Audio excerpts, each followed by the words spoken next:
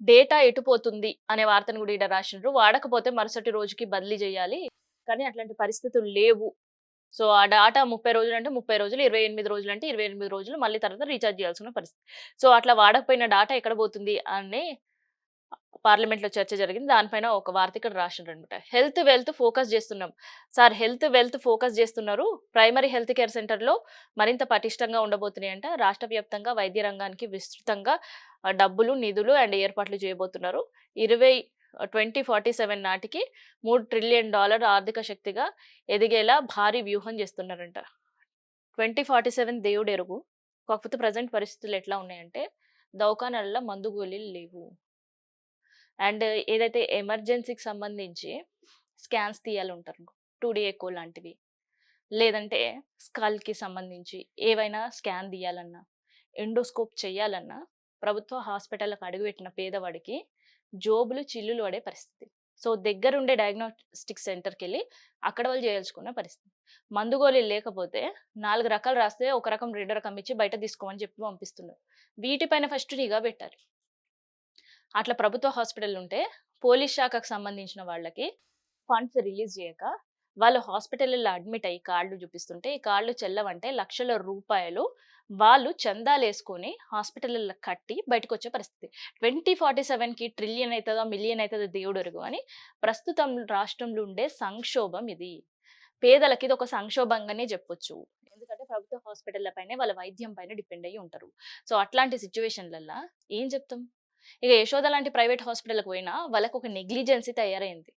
ఒక పోలీస్ డిపార్ట్‌మెంట్‌లో పనిచేసే ఆయనకి కాలు సర్జరీ చేస్తామని తీసుకుపోతే, ఆ కాలు సర్జరీ చేసిన తర్వాత అది వికటించి ఆయన చనిపోయిన పరిస్థితి. ఇట్లాంటి కేసులన్నీ కూడా ప్రభుత్వ హాస్పిటల్‌లో వింటాం. దానికి మితిమీరి ప్రైవేట్ హాస్పిటల్‌లు దందా చేస్తున్నాయి. సో, వాళ్ళపైన ఏమైనా కొరడ జులిపించే పరిస్థితి ఉంటదా? వాళ్ళకి నోటీసులు ఇచ్చిర్రు, వదిలేసిర్రు. ఫర్టిలిటీ సెంటర్‌ల దందా అయితే ఘోరంగుంది.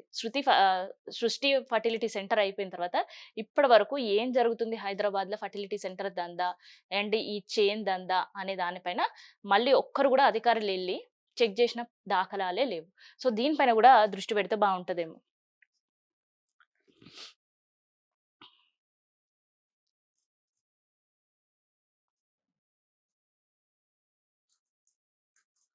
నర్సరీ టు 12థ్ 12వ తరగతి వరకంట ఒకే చోట ఉండేటి వరకు మోడల్ స్కూల్స్ ఉన్నాయి గదా! దానికి సంబంధించిన కసరత్తులు ప్రారంభమై 100 స్కూల్ అనుకున్న ఫస్ట్ 78 స్కూల్ల వరకు పరిమితమైనయి. దానికి సంబంధించిన వర్క్స్ అన్నీ గూడా జరుగుతున్నాయి.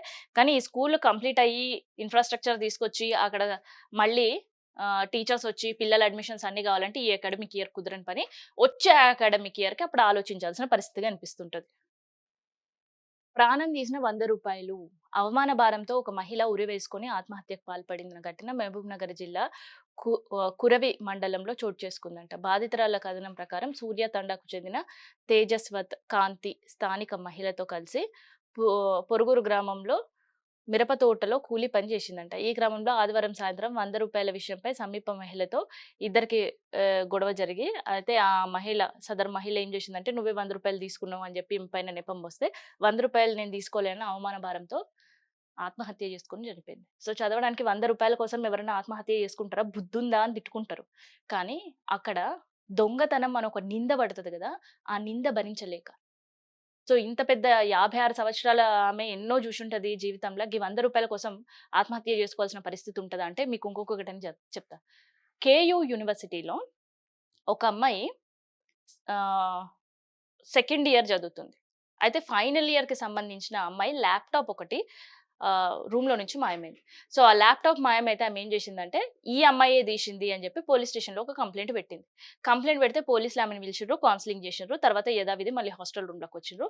అయినా పోలీస్ స్టేషన్‌లో కంప్లెయింట్ పెట్టి పోలీసులు కౌన్సెలింగ్ ఇచ్చిన తర్వాత గూడా మళ్ళీ ఆ అమ్మాయిని హాస్టల్ రూమ్‌లో చిత్రహింసలు పెట్టిర్రు. ఆమెను కొట్టిర్రు, నానా బూతులు తిట్టిర్రు. మిగతా వాళ్ళందరికి ఈమె దొంగ, దొంగ, దొంగ అని చెప్పిర్రు.